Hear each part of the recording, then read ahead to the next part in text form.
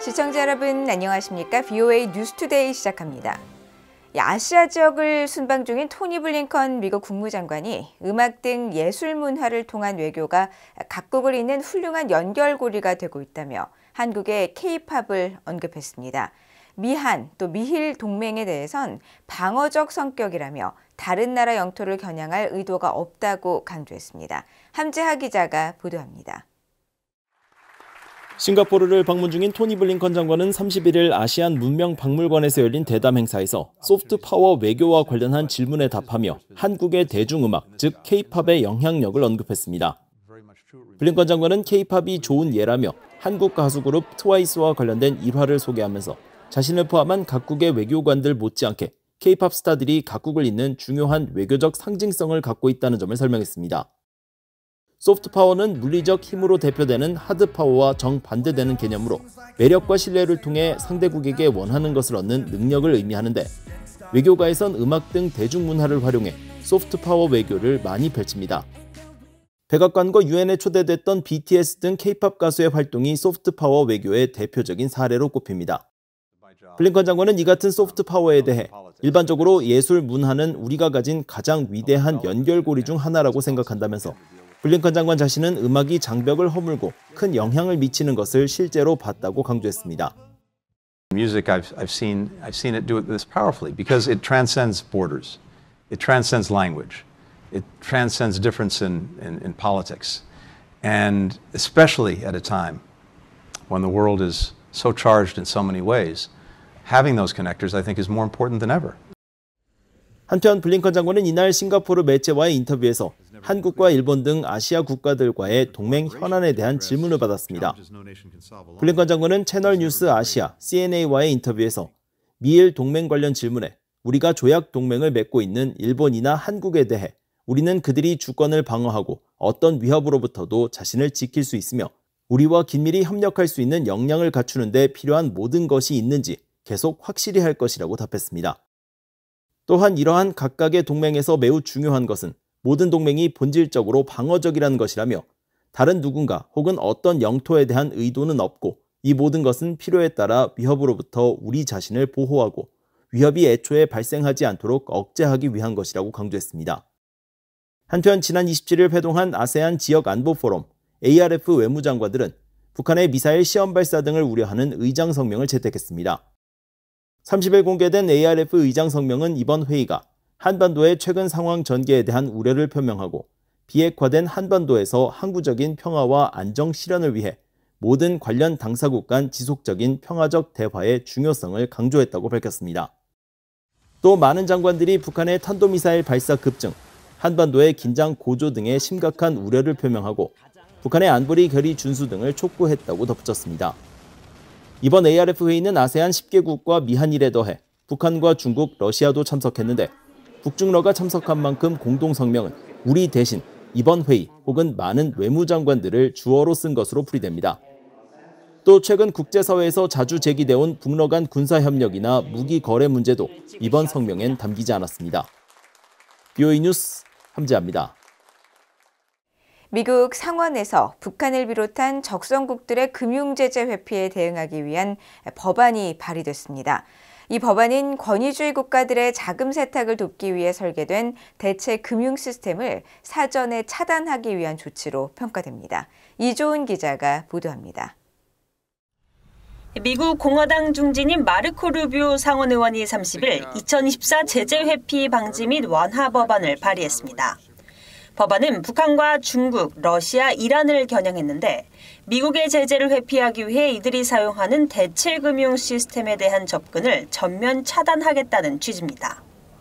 법안에는 구체적으로 중국의 국제결제 시스템과 러시아의 금융통신 시스템 또는 이란의 전자금융 메시지 시스템을 사용해 거래를 처리하는 중국과 러시아, 이란, 북한 등 우려 국가와 러시아 점령 지역의 모든 금융기관에 제재를 부과할 것을 대통령에게 요청하는 내용이 담겼습니다. 또한 제재를 받은 금융기관의 미국 내 대리계좌 또는 대리지불계좌를 해지 및 금지하거나 해당 기관 또는 기관 경영진의 미국 내 재산과 비자 거래 등을 차단하는 조치를 취하도록 하는 내용도 법안에 포함됐습니다. 아울러 중국, 러시아, 이란이 만든 대체 금융 시스템의 광범위한 보급이 미국 국가안보에 미치는 위험 등을 기술한 보고서를 제출할 것을 재무부에 요구하는 내용도 법안에 담겼습니다. 중국, 러시아, 이란은 국제금융거래의 필수적인 금융 시스템인 국제은행 간 통신협회 스위프트에 대한 접근을 차단한 서구의 제재에 맞서 스위프트를 대체하는 자체 금융 시스템을 각각 만들어 제재 회피 수단으로 사용하고 있다는 지적을 받았습니다.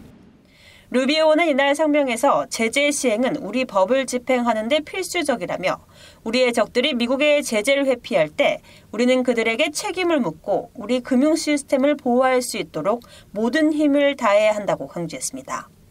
북한 경제 전문가인 윌리엄 브라운 미국 메릴랜드대 교수는 30일 VOA와의 통화에서 국제금융망에 대한 북한의 접근은 상당히 제한됐다고 말했습니다. I think they don't have very good access. Now the access is via their banks, one bank to another bank. That's how it works. 브라운 교수는 다만 중국은행이 북한의 접근을 허용한다면 이를 통해 국제금융망에 접근할 수 있을 것이라며 법안은 이를 더 어렵게 만들기 위한 것으로 보인다고 밝혔습니다. 실제로 현재 북한은 핵과 미사일 자금 조달 우려로 인해 스위프트 접근을 차단당하는 등 국제금융체제에 대한 접근이 매우 어려운 상황입니다. 의회에서 대북 제재 관련 입법을 자문했던 조시아 스탠튼 변호사도 VOA에 이번 법안은 권위주의 및 불법 국가동맹의 자금 세탁과 제재 위반을 용이하게 하도록 설계된 대체 금융 시스템의 부상을 사전에 차단하기 위한 조치라고 평가했습니다. 다만 이 법안은 이런 시스템을 통해 결제를 촉진하는 은행을 차단하거나 미국 금융 시스템과의 연결을 끊을 것을 요구하지 않는다면서 북한 같은 나라에 대한 더 나은 금융정보 기반을 구축하도록 하는 내용이 포함되면 더 좋을 것이라고 지적했습니다. VOA 뉴스 이조은입니다. 북한 핵 억제를 위해 한반도에 미국의 전술 핵을 재배치하는 문제를 논의할 필요가 있다는 제언이 나왔습니다. 워싱턴의 민간 연구소인 헤리티지 재단은 30일 발간한 차기 행정부를 위한 핵태세 검토 보고서에서 한국과 일본은 미국의 확장 억제 공약 실행 가능성에 의문을 제기하고 있고 중국과 북한이 핵무기고를 계속 확대하고 있다면서 지난 20년간 북한 비핵화 협상이 실패한 것을 고려할 때 다른 접근법이 필요한 때라며 이같이 밝혔습니다. 보고서를 작성한 로버트 피터스 헤리티지 재단 핵 억제 및 미사일 방어 연구원은 31일 VOA와 화상 통화에서 미국이 냉전 말기에 아시아에서 전술 핵무기를 철수했다며 북미 본토에서 발사하지 않는 한 영내에서 신속하게 대응할 수 있는 태세를 갖추지 않고 있다고 지적했습니다. 그러면서 중국이나 북한이 핵무기를 사용할 기회를 포착했을 때 이를 막는 데 있어 억지력 격차가 발생한다며 미국 전술 핵의 영내 재배치가 현명하다고 말했습니다. 지난해 10월 팔레스타인 무장정파 하마스의 이스라엘 공격 당시 피해를 입은 미국인들에 의해 피소된 북한 정권에 대해 미국 법원의 공식 소환장이 발부됐습니다. 미국 워싱턴 DC 연방법원 서기관실은 29일 북한 정권을 수신인으로 한 민사 소환장을 공개하고 소환장이 전달된 시점부터 60일 이내에 원고 측의 소장에 대해 답변을 하거나 연방 민사소송 규정에 의거한 절차를 밟아야 한다는 내용이 담겼습니다. 또한 답변을 하지 않을 경우 소장의 요구사항에 대한 걸석 판결이 내려질 수 있다고도 명시됐습니다. 지난해 10월 7일 하마스의 공격으로 사망한 미국인 에이드리언 앤 네타의 유족 등 130명은 당시 공격에 북한과 이란, 시리아 정권이 연관됐다며 지난 1일 미국 워싱턴 DC 연방법원에 이들 나라를 상대로 소송을 제기했으며 북한이 하마스 등 팔레스타인의 무장단체를 군사적으로 지원하고 하마스가 북한제 무기를 사용한 사실을 소송의 주요 배경으로 설명했습니다. 탈북 청년들이 유엔 주재 미국 차석 대사를 만나 북한 인권 개선 방안에 대한 제안을 했습니다. 미국 정부는 이들 젊은 탈북자들의 용기에 찬사를 보내면서 북한 주민들의 잠재력을 보여주는 증거라고 강조했습니다. 안준호 기자가 보도합니다. 탈북 청년들로 구성된 2024 북한 청년 지도자 총회 회원 9명이 30일 미국 뉴욕 유엔 주재 미국 대표부에서 로버트 우드 유엔 주재 미국 차석 대사를 만나 1시간가량 면담했습니다. 유엔 주재 미국 대표부는 30일 인터넷 사회관계망 서비스 X를 통해 우드 차석 대사와 탈북 청년들의 만남을 소개했습니다. 미국 대표부는 로버트 우드 대사가 북한 청년 지도자 총회 회원들을 만나 북한을 탈출한 그들의 이야기와 북한의 억압적인 정책에 대해 이야기를 나눴다면서 미국은 북한의 인권 침해와 학대를 밝혀낸 이 젊은 지도자들의 용기에 박수를 보낸다고 밝혔습니다. 북한 노동당 39호실 고위관리 리정호 씨의 아들로 북한인민군 총참모부 작전국에서 근무했던 이현승 글로벌 평화재단 연구원은 BOA에 이날 면담에서 북한 인권 개선 방안 등을 제안하고 미국 정부의 입장을 경청했다고 설명했습니다. 특히 유엔 대북제재 전문가 패널 활동 종료와 관련해 북한의 사이버 범죄를 막기 위한 대북제재 패널 설립을 제안했다고 전했습니다. 사이버 범죄가 이루어지는 이 공간이 중국과 러시아가 되고 또 중국과 러시아에서 인터넷을 북한에 제공을 합니다. 인터넷 액세스를. 이나 러시아가 어떻게 보면은 피해를 볼 수 있는 상황도 생기기 때문에 중국과 러시아가 이 사이버 범죄 관련 대북 제재 패널에 반대할 이유는 없어 보인다. 최근 유엔 안보리 공개회의에서 북한 인권 실태를 증언했던 탈북 청년 김금혁 씨는 유엔 기구에서 탈북 청년들이 일할 수 있는 기회를 마련해 줄 것을 제안했다면서 이는 북한에 있는 청년들에게도 희망적인 메시지가 될 것이라고 말했습니다. 청년들에게 자유가 주어진다면 우리는 충분히 그런 역량을 국제기구에서도 목소리를 낼 수 있고 또 국제기구에서도 스텝으로서 그런 굵직굵직한 일들을 수행해 나갈 수 있는 충분한 능력을 갖춘 사람들이다라는 그런 희망적인 메시지를 전달해 줄 수 있습니다. 또 최근 컬럼비아 대학원을 졸업한 이서연 씨는 북한이 사이버 범죄를 통해 엄청난 수익을 벌어들이면서도 중국 주재 북한 대사관 지하 비밀 감옥에 IT 노동자들을 강제로 수감하고 있다면서 이들이 망명을 신청할 경우 중국 정부가 강제 북송을 하지 못하도록 유엔 차원에서 노력해 줄 것을 당부했다고 전했습니다. 탈북 청년들의 이 같은 제안에 대해 우드 차석 대사는 이를 꼼꼼히 받아 적으면서 실행 가능성을 검토해 보겠다고 말한 것으로 전해졌습니다. 이런 가운데 줄리 터너 국무부 북한인권 특사는 북한 주민들의 인권 증진을 위한 탈북 청년들의 노력을 긍정적으로 평가했습니다. 터너 대사는 29일 BOA의 관련 논평 요청에 탈북민은 먼저 온 통일이라면서 우리는 북한 인권 증진을 위한 생존자 중심의 접근 방식에서 탈북민들의 목소리를 높이기 위해 노력하고 있다고 말했습니다. 그러면서 지난주 2024 북한 인권 대화의 일환으로 만난 탈북민들은 존엄과 희망, 자유가 주어질 때 이들의 엄청난 잠재력을 보여준다는 증거라고 강조했습니다. BOA 뉴스 안준호입니다. 미국의 난민 자격으로 입국하는 탈북민이 2년 반 동안 한 명도 없는 것으로 나타났습니다. BOA가 미국 국무부 산하 난민 수속센터의 최신 통계를 확인한 결과 지난 2021년 11월 이후 31개월 넘게 난민 자격으로 미국에 입국한 탈북민이 전무한 것으로 나타났으며 이에 따라 2004년 제정된 북한 인권법에 따라 난민 지위를 받아 미국에 입국한 탈북민 수는 여전히 224명에 머물러 있습니다. 국무부 대변인은 30일 이에 관한 BOA의 논평 요청에 즉답 대신 탈북민을 포함한 북한인 망명 희망자들이 다른 국가에 안전하게 도착할 때 우리는 수용국이 그들에게 보호와 고통 완화, 인간 존엄성 유지, 중요한 지원 제공을 위한 조치를 취할 것을 권장한다고 답했습니다. 탈북 단체들과 중개인은 31일 BOA에 코로나 팬데믹 이후 김정은 정권의 국경 봉쇄로 인해 전체 탈북민 규모가 급감하고 중국 내 이동도 어려워졌으며 중개비도 $10,000 이상으로 폭등해 수요가 크게 준 점을 이유로 지적했습니다. 유엔 아동기금 유니세프는 31일 백신 접종 기회를 놓친 북한 어린이 60만 명과 임산부 25만 명을 위한 백신을 제공했다고 발표했습니다. 유니세프는 이날 2024년 상반기 동아시아 및 태평양 지역 인도주의 상황 보고서를 발표하면서 $161만 상당의 백신이 7월에 북한에 도착할 예정이라고 설명했습니다.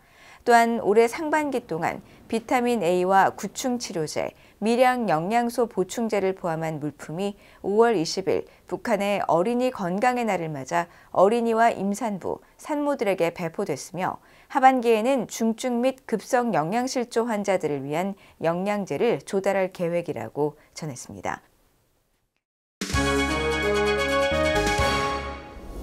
국제뉴스입니다. 미국이 테러 단체로 지정한 이슬람 무장정파 하마스의 지도자 이스마일 하니에가 31일 이란의 수도 테헤란에서 암살되었다고 하마스와 이란 혁명수비대가 31일 발표했습니다. 하마스는 이날 성명에서 지도자 하니에가 이스라엘의 공습으로 테헤란에 있는 거주지에서 사망했다면서 그가 기만적인 시온주의자들의 공습으로 숨졌다고 밝혔습니다. 언론에 따르면 그의 사저를 유도 미사일이 공격한 것으로 알려졌습니다. 하마스 창립 초기부터 핵심 인물로 활동해온 하니에는 지난 2006년 팔레스타인 선거에서 하마스가 승리하며 팔레스타인 총리를 지냈고 2017년에 하마스 정치국 수장에 오른 뒤 튀르키예와 카타르를 근거지로 활동하다가 최근 마스드 페제스키안 이란 대통령 취임식 참석차 테헤란을 방문했었습니다. 하마스에 의해 이번 공격의 배후로 지목된 이스라엘은 아직 이번 사건에 대해 직접적인 언급을 하지 않고 있으며 이스라엘군은 31일 성명을 통해 군 전선사령부의 방위 지침엔 변화가 없다고 밝혔습니다. 한편 싱가포르를 방문 중인 토니 블링컨 국무장관은 이날 채널뉴스 아시아 방송과의 인터뷰에서 해당 보도를 봤다면서 하지만 우리가 인지하지 않았고 연루되지도 않은 일이라며 미국은 하니에의 암살과 무관하다는 입장을 강조했습니다. 러시아와 중국, 이란이 오는 11월 치러지는 미국 대통령 선거에 영향을 미치기 위해 직간접적인 비밀 공작을 벌이고 있다고 미국 국가정보국장실이 경고했습니다. 국가정보국장실은 29일 대선 100일을 앞두고 공개한 선거보안 업데이트 문건에서 미국의 민주제도를 훼손하고 분열을 조장하며 여론을 자신들의 입맛에 맞게 주무르려는 다양한 외국의 공작과 선전술이 확인되고 있다면서 가장 중대한 위협으로 러시아를 지목했습니다. 특히 러시아가 특정 후보를 지원하고자 모색하는 동시에 의회 선거 결과에도 영향을 미치려 하고 있다면서 미국 선거 과정에 대한 공공의 신뢰를 허물고 사회 정치적 분열을 악화시키려는 움직임도 진행하고 있다고 밝혔습니다. 아울러 중국도 간접적인 방법을 통해 미국 대선에 관여하려 하고 있다며 소셜미디어를 이용해 미국의 분열의 씨앗을 뿌리고 민주주의가 혼돈에 처한 것처럼 묘사하는 활동을 하고 있다고 지적했습니다. 러시아군이 우크라이나를 향해 대규모 무인 공격기 드론 공격을 가했다고 우크라이나 군이 31일 밝혔습니다. 우크라이나 공군은 이날 성명을 통해 러시아군이 새벽 수도 크이우 일대에서 드론 공격을 감행했다며 총 89기를 모두 요격했다고 밝혔습니다. 이번 공격으로 우크라이나 곳곳엔 밤사이 공습 경보가 계속됐으며 모든 방향에서 파상적으로 계속된 드론 공격에 주민 11,500여 명이 지하철역으로 긴급 대피하고 주택 13곳이 파편으로 손상되는 등 피해를 입었지만 주요 기반 시설에 대한 직접적 피해는 없었다고 크이우시 당국은 전했습니다. 이런 가운데 러시아 국방부는 31일 성명을 통해 러시아군이 전술 핵무기 배치 연습을 위한 훈련 3단계를 시작했다고 전하고 남부와 중부 전선 병력들이 이스칸데르 전술 미사일 체계에 모의 탄두를 장착해 발사 지점으로 은밀히 이동시키는 연습을 할 것이라고 밝혔습니다. 러시아군의 이번 훈련은 앞서 지난 5월 블라디미르 푸틴 러시아 대통령의 지시에 따른 것으로 푸틴 대통령은 우크라이나 불법 침공 이후 서방국들을 겨냥해 줄곧 핵 사용 가능성을 위협해왔습니다. 중국군 항공기와 함정들이 또다시 타이완 인근에 대거 출현했다고 타이완 국방부가 31일 밝혔습니다. 타이완 국방부는 이날 보도자료를 통해 현지 시각 30일 새벽 6시부터 만 하루 동안 타이완 주변에서 작전 중인 중국군 항공기 25대와 함정 10척이 포착됐다고 전했습니다. 이들 항공기 중 20대는 타이완 해협 중간선을 넘은 뒤 타이완 북부와 중부, 남서부와 동부의 방공식별구역에 진입했다고 타이완 국방부는 설명했습니다. 중간선은 중국과 타이완의 군사적 충돌 방지를 위해 과거 미국이 선언한 비공식 경계선으로 중국은 이를 인정하지 않고 있습니다. 이번 사건에 대해 타이완군은 상황을 예의주시하면서 공군기와 해군 함정, 연안미사일 체계에 중국군의 관련 활동에 대한 대응을 지시했다고 타이완 국방부는 밝혔습니다. 지금까지 국제뉴스였습니다. 이상으로 BOA 뉴스투데이를 모두 마칩니다. 시청해주신 여러분 고맙습니다.